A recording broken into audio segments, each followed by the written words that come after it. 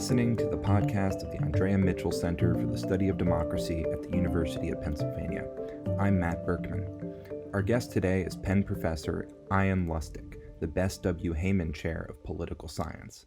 An expert on the Israeli-Palestinian conflict, his new book is entitled Paradigm Lost, From TwoState Solution to One-State Reality. Professor Lustick, welcome to the podcast. My pleasure, Matt. So a lot has been written about the Israeli-Palestinian conflict already.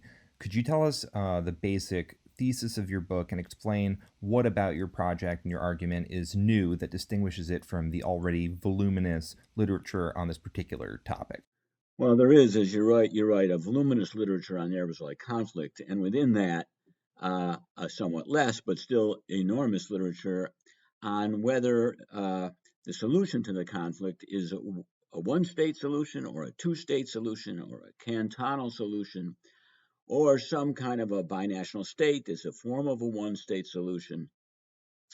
A lot of that discussion does tend to revolve around a two-state solution versus a one-state solution.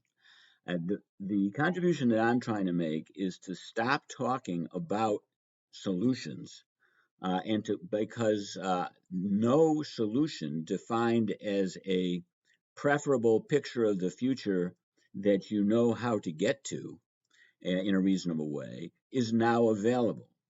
That is to say, my book is arguing that a two-state solution, for those of us with basic progressive ideas, was available, and therefore it could be called a solution. I never thought that it was possible, or I never knew a way to get to a one-state reality that I liked, a democratic state, let's say, via negotiations. I did think, and many others agreed with me, that there was a way to get to a two-state solution via negotiations and compromise.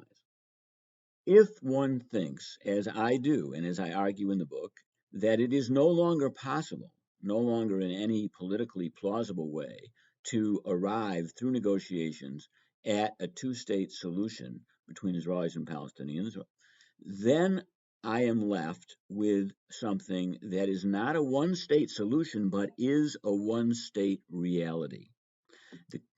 So the crucial argument I'm making is that looking forward does not mean choosing between two architectures and asking yourself which one you prefer or which one is more just or even which one is attainable, because neither of them are through negotiations, but rather what can be done to advance whatever values you might have in the one-state reality that exists. So I'm trying to focus people's attention on the dynamics of a reality rather than on the dimensions of a picture of the future which is not attainable. So if it is indeed the case that we should no longer talk about solutions because no political solutions are practically attainable in this moment, we should only talk about how to advance our values. Is it also the case that we can't talk about the Israel-Palestine conflict with people who don't share our values? How do we bridge the divide between people who have different visions of what the future should be? I can imagine having a very interesting conversation with people with vastly different values than I do, but who also agree that what exists is a single state between the Jordan River and the Mediterranean Sea. And they may be fearful that the dynamics of a limited democracy operating within that domain, namely the limited democracy of Israel, will ultimately result, given the demographic realities and political dynamics, in a changed kind of state, in the transformation of the state in ways that they will not like. I, on the other hand, can look at that reality and think about the ways it could be transformed to be closer to my values, to extend the democracy from the limited democracy it now consists of to a more inclusive one. So I don't think it's necessary to have a conversation with someone to share values. If you're talking about coordinating action in order to push forward an agenda, well, of course, just like in any other situation with any other analytic frame, the more we agree, the more we'll be able to accomplish that kind of a coordination. So it looks to me that the majority of your book is actually an argument about what killed the two-state solution. Would you agree with that description, and can you tell us a bit about that? That's an interesting observation. It's correct, and it shouldn't have had to have consisted of most of the book should not have had to consist in showing why the two-state solution is not available. Uh, but there's so, but because I understand how paradigms work and how deeply they become embedded in the consciousness of people, and how emotionally and analytically difficult it is to separate from an overarching way of thinking, uh, even when that overarching way of thinking fails to produce insight, fails to explain what's going on, or fails to offer useful guidance about action. It is a kind of paradise lost to have, I say that consciously, a paradise lost, that the paradigm of the two-state solution is no longer workable. And it's not, people will go to pretty desperate measures, take pretty desperate measures in order to avoid having to change their overall way of thinking, to avoid having to give up what for most two-staters on the Israeli side is a dream of a small, nice, like Dutch kind of Jewish democracy, which does not uh, compromise its fundamental elements as a democracy by ruling a small Arab minority, which doesn't technically but actually has a second class citizenship. That can be put to the side, and those folks can remain attached to the idea of a Jewish state with a small, that is democratic. My view is that the idea of a Jewish democracy, a Jewish state that is also democratic, is a kind of oxymoron to begin with. And what it has been a state that privileges one segment of the population, that uses the Jewish population, that uses the state as more or less a weapon against the non-Jews, specifically Arabs, but which has been able to front itself as if it were a liberal democracy. That, what I try to show, that is no longer possible. It's no longer possible for Israel to front itself that way, and that's becoming more and more apparent. So the actual meaning of a Jewish democratic state is gone. But as you say, I offer 3 chapters to show why, for reinforcing reasons, we have the reality that we do. I don't say it's because of the settlements per se, though it's certainly important that there are more than almost 1/10 of the Jewish population of Israel lives across the Green Line. But what I say is that the reason why Israel has such a large settlement population in the West Bank, and it reflects transformation in the character of Israel in 3 different domains that overlap and together produce a political system that cannot any longer realistically or even plausibly exploit an opportunity to go toward a two-state solution. Right. So let's go through those three pieces of your argument one by one. I wanted to ask you about this. The first piece is what you call the success or the partial success of Israel's Iron Wall strategy for dealing with Arab resistance to Zionism from the very beginning. So, could you tell us what was that strategy and how did it impede the prospects for a peace agreement over the long term? Right. So a big theme of the book is unintended consequences of strategies that either work too well or not quite well enough. In the context, how did the Iron Wall strategy work out? First of all, what was it? Very briefly, Jabotinsky. For those who don't know, that's Zev Jabotinsky, an early revisionist Zionist leader who is essentially in what became Benjamin Netanyahu's political camp. Jabotinsky was more honest than most other Zionist leaders, although Ben-Gurion fundamentally agreed with him. which is that in the long run, peace was necessary with the Arabs, but in the short run, the Zionists had absolutely nothing to give them that would convince them to accept what the Zionists wanted, which was to turn as much of Palestine into a Jewish state as possible. And the reason is because the Arabs were normal people, just like the Jews, and any normal people, said Jabotinsky, would resist to the bitter end an attempt by alien settlers, in this case, namely the Zionists, to come and take their land. Therefore, Jabotinsky says, we can't offer them negotiations, but what we can do is defeat their attacks on us so crushingly over such a long period of time that eventually, as a normal, rational people, they will divide among themselves. Some will accept the reality of Zionism, and we can negotiate a peaceable agreement with them based on compromise. And some of them will never give up. They will say never, no, never will we compromise, and they can be isolated and defeated. So, but the important thing, said Jabotinsky, was not to negotiate now. That is in the 1920s when he wrote that. So from the 1920s all through the 1960s, Israel did repeatedly defeat Arab attempts, violent and nonviolent, but especially violent attempts, to bring an end or severely limit the Zionist project. And as Jabotinsky anticipated, the Arab world, including the Palestinians, divided, especially after 1967, into what was called an acceptance front and a rejection front. The former groups among Palestinians as well as non-Palestinians were willing to accept not the legitimacy of Zionism, but its reality, its indestructibility, while the rejectionists said no, never.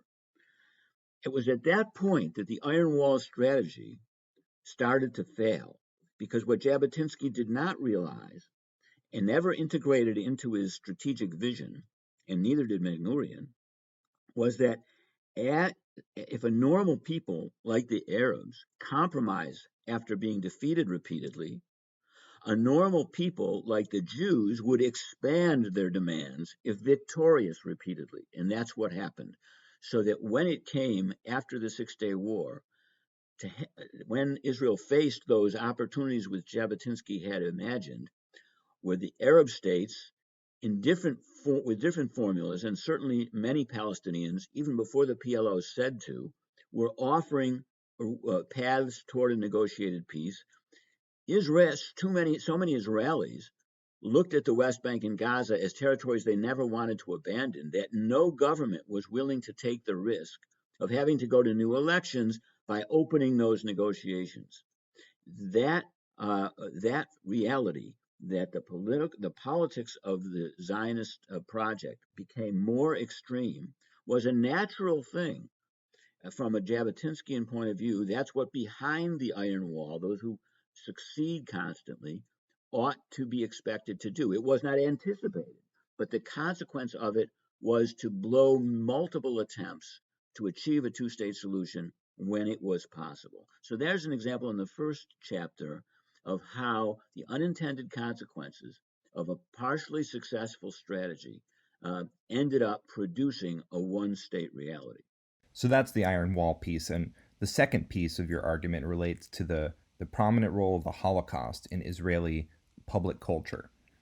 My question is, what is it about Israeli interpretations of the Holocaust in particular that presents an impediment to peace? And I ask this because, the Holocaust per se doesn't lend itself to any particular moral lesson or interpretation. It could be evidence for a wide range of moral lessons, including ones that would support human rights and international law. So what is it about the Israeli version, and how did it come to be the way that it is?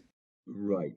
When the Holocaust started to be identified as such an important force in Israeli politics, that was in the early 70s. Amos Alon wrote a book that was very well known and I think still remembered by many people, called Israelis, Founders, and Sons, in which he had an entire chapter on the Holocaust as a trauma to Israeli society that directly and permanently inflected it. But when you look closely at that argument, you see that he was wrong. Not wrong in the sense that the Holocaust didn't have an enormous impact on Israel, but wrong in the sense that there was an unmediated direct relationship of trauma between what the Holocaust was and how Israelis feel. Because there were, in fact, as I show, 4 different ways that Israelis since 1945 have thought about the Holocaust, have imagined it, have constructed it, have put it into their collective memory. And some of those ways of looking at the Holocaust have been prominent at certain times of Israeli history and some at other times. One of the, and I'll just run through quickly what they are, because most people think that the way Israelis and Jews think about the Holocaust now is the way it was always thought of. And that's wrong. And the fact is that although now we're used to Israeli leaders and even half the Knesset going to Auschwitz every year around Holocaust Remembrance Day, in the 50s and 60s and 70s, it was almost never the case that an Israeli prime minister or a president would even make a speech on Holocaust Remembrance Day. It took a while even for Israel to institute observance of a Holocaust Memorial Observance Day. And when it did, it spent most of its time talking about the ghetto fighters and the heroes, not the victims of the Holocaust. So from the beginning, when Zionist leadership talked about the Holocaust and when Israelis were encouraged to think about it, it was thought of as a proof that Zionism was correct, a proof that distanced Israelis from the victims of the Holocaust by convincing them that if they had been in Europe, they would not have been destroyed because they would have fought as the Zionists fought in the ghettos and elsewhere.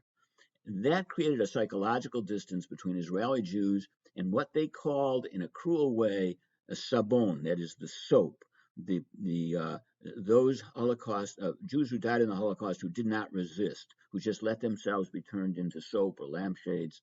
This was one way of constructing the Holocaust, that it was proof that the Zionists were right and that the Jews of Europe who stayed in Europe were wrong. That was what was most important, not empathy or for the victims or learning for them from their fate or learning about the evil inclinations of human beings. There was attached to that also a reinforcement of the rejection of the galut, of the Zionist principle that life in the diaspora should be brought to an end because look at how worthless it was in Europe, that Jews in the diaspora weren't worth preserving. That's a very cruel memory, but that was the dominant way of thinking about the Holocaust in the early years, in the 40s and early 50s. There were other ways. For example, in order to get reparations from Germany in the early 50s, something that Israel desperately needed, Ben-Gurion and Sharet fostered another image of the Holocaust, which was that it was a wasting asset, that the key thing about the Holocaust was that unbelievably Gentiles felt guilty enough to give support to Jews. And from Ben-Gurion's point of view and Sharet's point of view, this would not last long.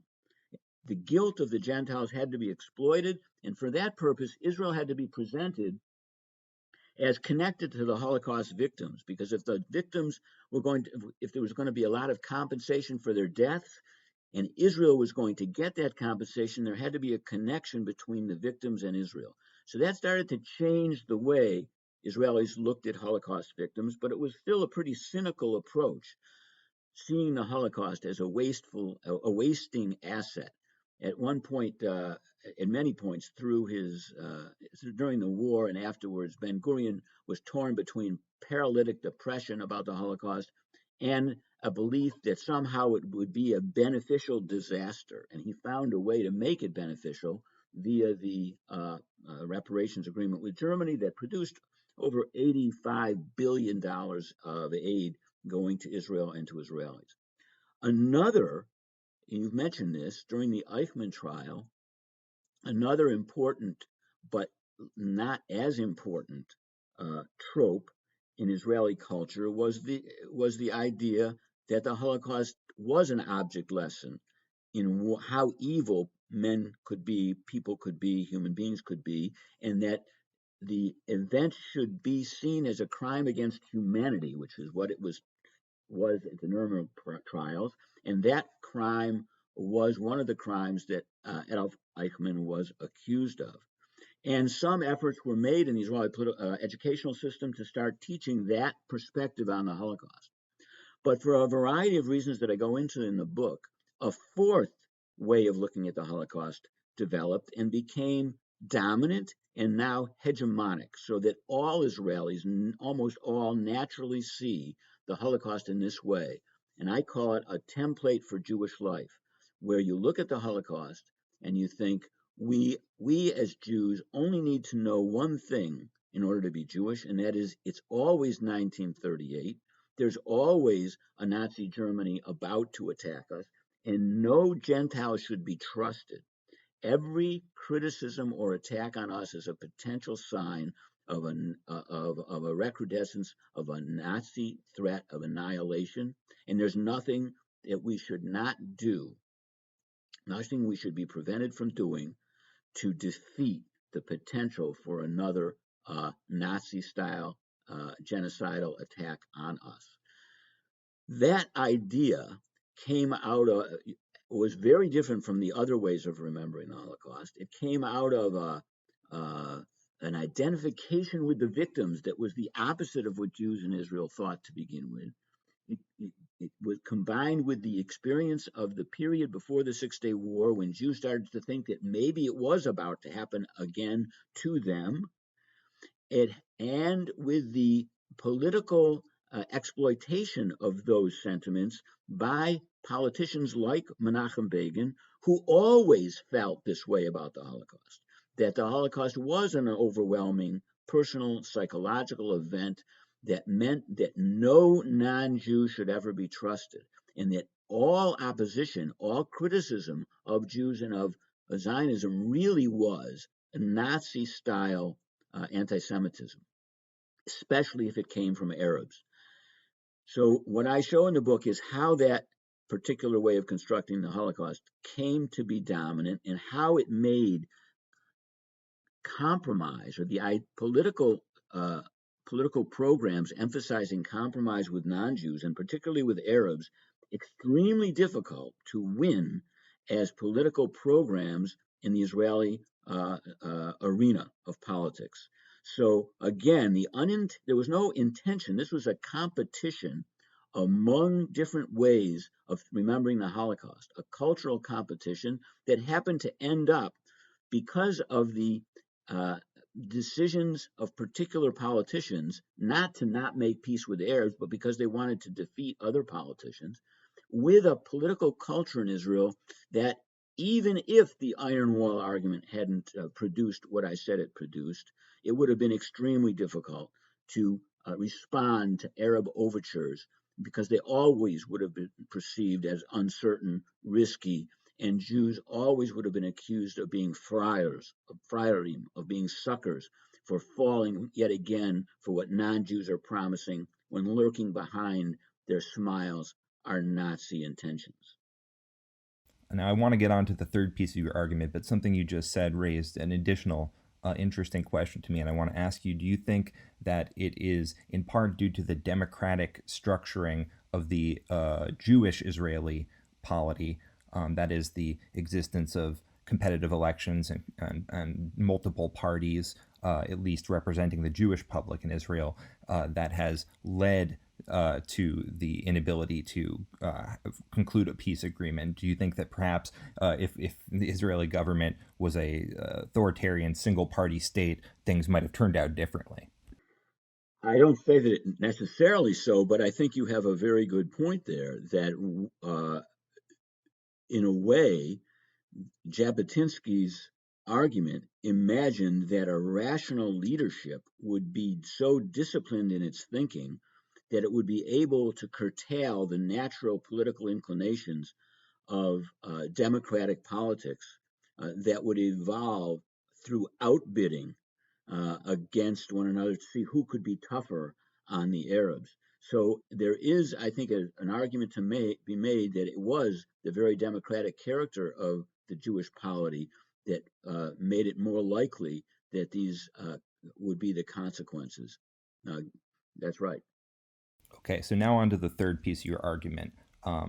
This third piece is about the pro-Israel lobby in the United States. As you know, of course, political scientists John Mearsheimer and Stephen Walt famously made the case that the pro-Israel lobby distorts U.S. foreign policy in a way that runs counter to the American national interest. Tell us how your argument is distinct from what they have said. It's similar and very different.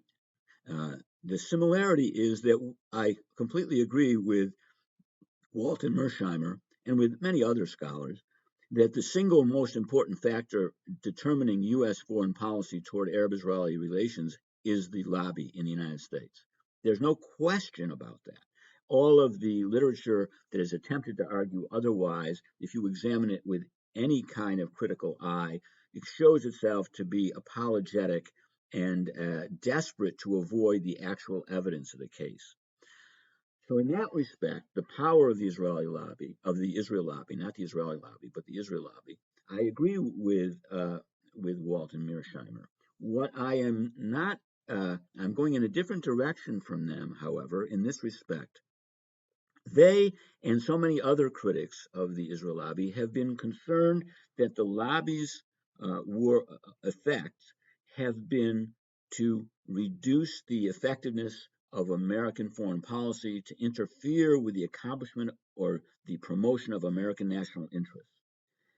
That may or may not be true, in my opinion. Probably is true. On the other hand, I can hardly think of a domain in foreign policy where lobbies in the United States don't affect American foreign policy in directions that reduce American national interests. In other words, it's very, very rare to find a domain where American national interests are actually served by American foreign policy. So I don't see that as making as distinguishing the situation with respect to American foreign policy toward Israel. What my argument is, whatever the United States does with respect to Israel, the United States is such a huge country that it's not going to matter for what happens to the U.S. That, however, is not the case when you look at what the result of the Israel lobby's work has been on Israel. Israel, compared to the United States, is very small. So the fact that the Israel lobby in the United States, doing things which are perfectly legal and perfectly legitimate in American politics, but in a context where there's no countervailing lobby against them, having an outsized influence on American foreign policy, in that context, it's Israeli democracy that has suffered tremendously, because what the unprecedentedly complete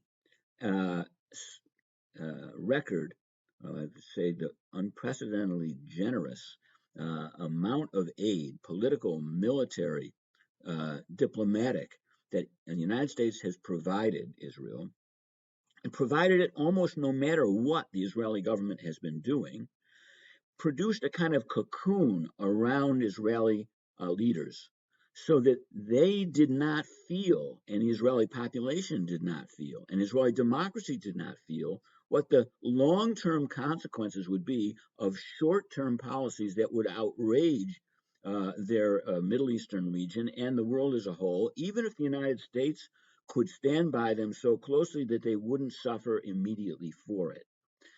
Now, what I show in the book are the political consequences in Israel of this cocoon. And one of those consequences is this. To the great credit of Jewish democracy, many leaders were produced in Israel who wanted to compromise with the Arabs and with the Palestinians and to move toward a two-state solution in the 60s, in the 70s, in the 80s, in the 90s. All of them argued that even though most Israeli Jews felt that the West Bank and Gaza should legitimately be ruled by Israel, they ought to realize that in the long run it was better to compromise, because otherwise the United States and the world community, but especially the United States, would ultimately impose a solution, would impose conditions that were much less favorable to Israel than those Israel could get if it negotiated in good faith. However, all of those politicians, whether their name were Yossi Beilin or Yossi Sarid or Shulamit Aloni or any of the others, they were wrong. And the United States showed them to be wrong by following exactly what the Israel lobby said almost all the time, not to allow daylight between Washington and the Israeli government.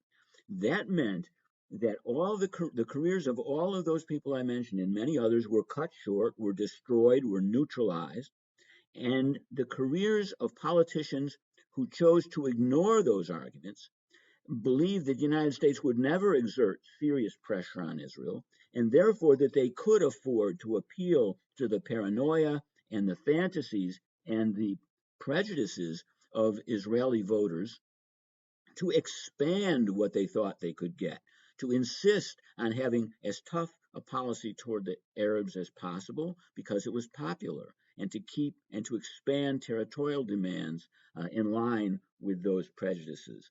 So what the United States did as the unintended consequence of the lobby's strength was to deflect Israeli democracy from directions that could have been much more moderate and could perhaps have found a two-state solution to a kind of Israeli politics that made it virtually impossible to do so. And I want to stress that those who created the Israel lobby and worked hard to make it succeed didn't do so in order to transform Israel from New Jersey, a blue state, into Oklahoma or into Idaho, a deep red state. But that is the effect, again, along with the political cultural impact of what I've said about the way the Holocaust is remembered and the political legacy of the partially successful Iron Wall strategy. The unintended effect of the success of the Israel lobby was to produce Israel as a deeply, what we call in American parlance, a deeply red state.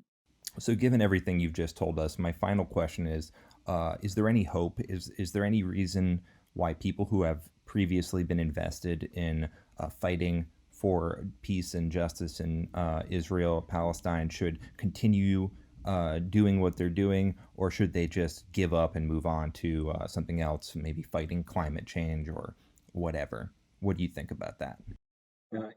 I actually think that it would be better for Israel if those people gave up their pursuit of a two-state solution and did something else, including work for climate change control or just about anything else. Because what those who are continuing to work for a two-state solution when it's not available are doing is helping those who prefer the current situation, which is an unstated apartheid, from remaining just as it is, when what really needs to happen is for the seeds of Israeli democracy to be able to start spreading out and including others who are not included. That means that in order to have hope for the future, you have to take a much longer time frame than those who have been working for peace have thought that it was necessary to take. One of the benefits of the two-state solution for people in my generation and for me personally is that I always imagined that we might have a solution within months or years.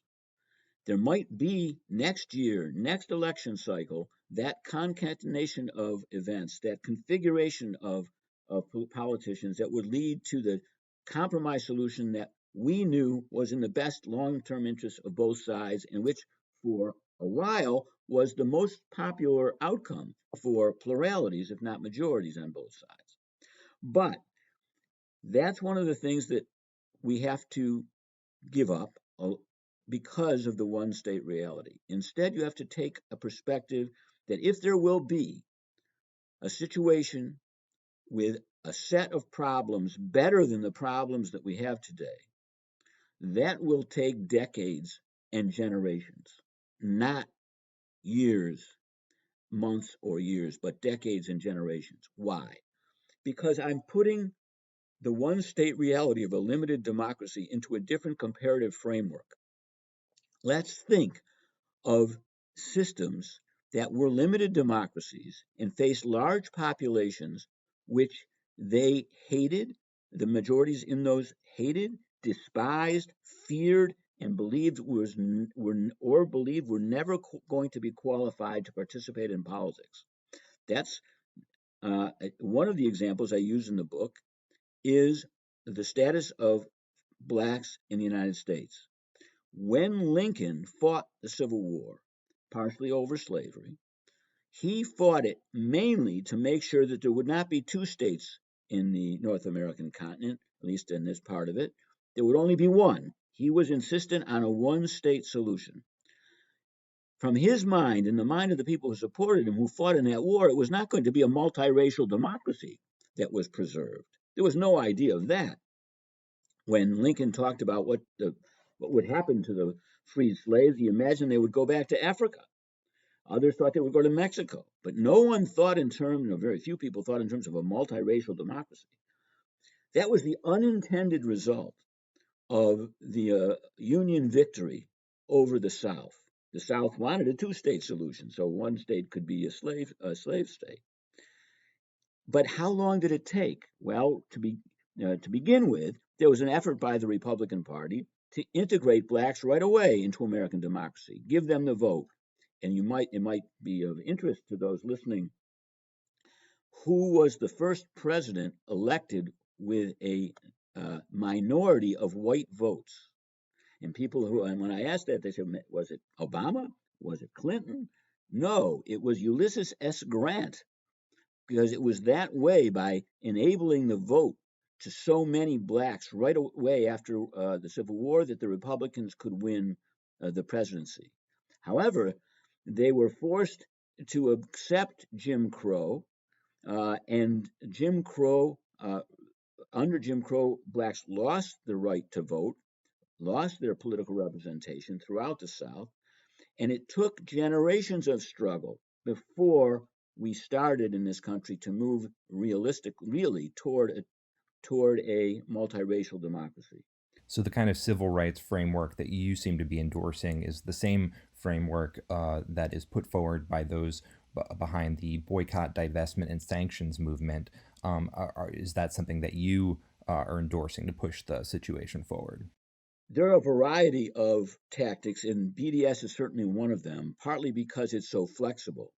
For example, it's nonviolent, and if it's not based on a particular image of what the future institutional arrangement should be, one state, two state cantons, it's based on particular principles.